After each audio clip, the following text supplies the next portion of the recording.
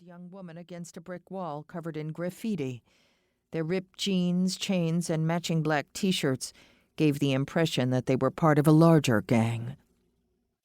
The target of their attention pressed her back against the wall as if trying to melt into it to escape.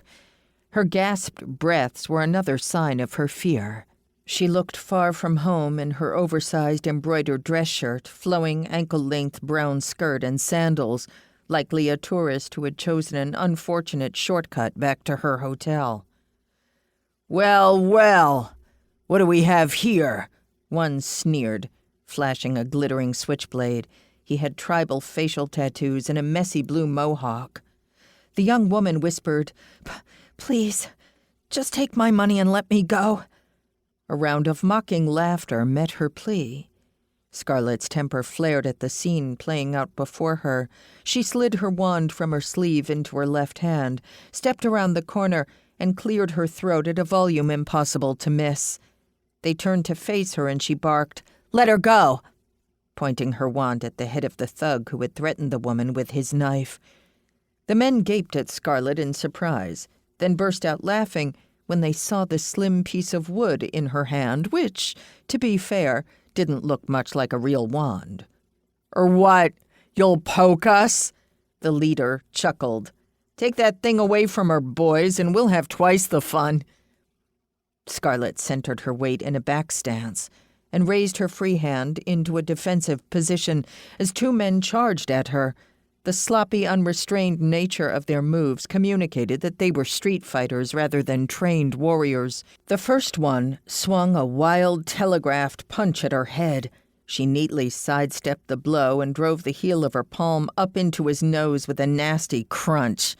He staggered back with a howl as blood poured down his face.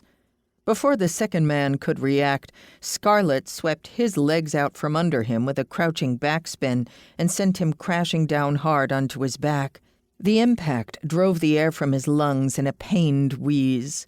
She stomped on his chest before he could rise and felt bones crack. Behind her, the gang's prospective victims' running footsteps faded as she fled to safety. Scarlett offered the remaining four men a lazy smile. "How about we call it a day, losers?" The leader snarled, "You're in for more pain than you've ever experienced, wench."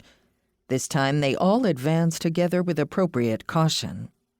She fought them off with the smooth, economical movements drilled into her through years of training, from her father and other teachers back on Sarin. She delivered each punch, kick, and jab with flawless technique to precise targets, throat, temple, and knee. One man crumpled to the ground, clutching his bruised windpipe after an elbow strike. She could have done real damage, but had no desire to kill if she could avoid it. Another staggered and fell after she delivered a brutal kick to his knee that left the joint bent at an unnatural angle. The remaining pair looked for a moment like they'd be smart and run, but an exchanged glance resulted in a new commitment to the fight. She shook her head. "I guess brains aren't a fundamental requirement in your group, huh?" The duo produced weapons. The one on her left pulled a metal pipe from behind him, and the leader drew a second knife larger than the switchblade. "All right, it's been fun, but I need to be moseying along." Scarlett waved her backup wand to summon a defensive force barrier in front of them, but generated only a few weak sparks. Her inner voice commented, "Well, that's not good." Seeing the failure of her magic, the leader laughed. "Is your wand broken, witchling?" The pair responded to her apparent vulnerability with a coordinated attack. Scarlett was forced on the defensive, dodging and deflecting frantically, without the aid of her wand to even the odds. With a loud snarl, the cat that had hidden under a dumpster at the start of the fight made its dash for freedom. She instinctively avoided stepping on it as it scurried between her legs, but the distraction cost her. A brutal kick to her midsection drove the air from Scarlett's lungs and brought her to one knee as she gasped desperately to refill them. She kept her hands ready for the blows she knew would be coming, but they failed to materialize. A deep voice called, "What have you got there?"